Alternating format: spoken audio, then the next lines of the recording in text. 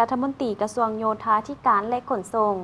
ได้รายงานถึงการบริการขนส่งของโครงการรถไฟลาวจีนในระยะ 4 ปีผ่านมาได้มีการขนส่งผู้โดยสารไปมาแล้วหลายกว่า 11 ล้านเถื่อคนเฉลี่ยวันละ 10,000 คนเมื่อวันที่ 3 ธันวาคม 2025 เนื่องในโอกาสเฉลิมฉลองครบรอบ 4 ปี แห่งการเปิดนำไส้อย่างเป็นทางการเส้นทางรถไฟลาวจีน ท่านเล็กไหลศรีวิไลรัฐมนตรีกระทรวงโยธาธิการและขนส่งได้ให้สัมภาษณ์ว่าเส้นทางรถไฟลาวจีนเป็นเส้นทางแห่งการเชื่อมโยงและการฟื้นตัวทางเศรษฐกิจของลาวท่านเล็กไหลศรีวิไลกล่าวว่าตัวเลขสถิติแสดงถึงผลงานในระยะ 4 ปีผ่านมาให้ฮู้ว่ารถไฟลาวจีนได้กลายเป็นเส้นทางคมนาคมที่มีชีวิตชีวาของชาติลาวการขนส่งมีจำนวนผู้โดยสารไปมาแล้วหลายกว่า 11 ล้านเถื่อคนเฉลี่ยวันละ 10,000 คน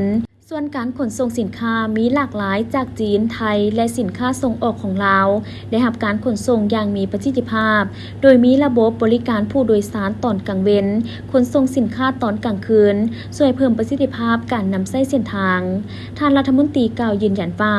ในระยะที่ทั่วทั้งโลกและภาคพื้นเผชิญกับวิกฤตหลายด้านโดยเฉพาะระยะ 2019-2023 ที่กำลังก้าวข้ามการระบาดของโควิด -19 ที่หนักหน่วงสาธารณรัฐประชาธิปไตยประชาชนลาวได้รับผลกระทบจากวิกฤตเศรษฐกิจอัตราเงินเฟ้ออัตราแลกเปลี่ยนที่เปลี่ยนแปลงราคาน้ำมันเชื้อไฟที่เพิ่มสูงรถไฟลาวจีนได้กลายเป็นเส้นทางค้ำในการเชื่อมโยงและการฟื้นตัวทางเศรษฐกิจของลาวเป็นต้นอำนวยความสะดวกให้แก่การขนส่งลดต้นทุนและเวลาในการขนส่งสินค้า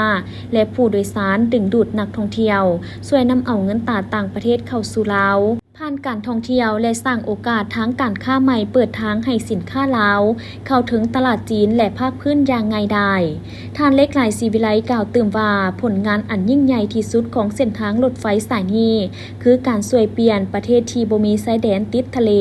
ไปสู่ประเทศเชื่อมโยงทางบกอย่างแท้จริงมันบ่ได้เป็นเพียงเส้นทางขนส่งแต่เป็นเส้นทางแห่งการเปลี่ยนแปลงการฟื้นฟูและความหวังใหม่ของสปป.ลาวที่มีบทบาทสำคัญต่อไปในการสร้างความมั่นคงทางเศรษฐกิจการขยายตัวของอุตสาหกรรมและการเชื่อมโยงลาวกับเส้นทางขนส่งภาคพื้นอาเซียน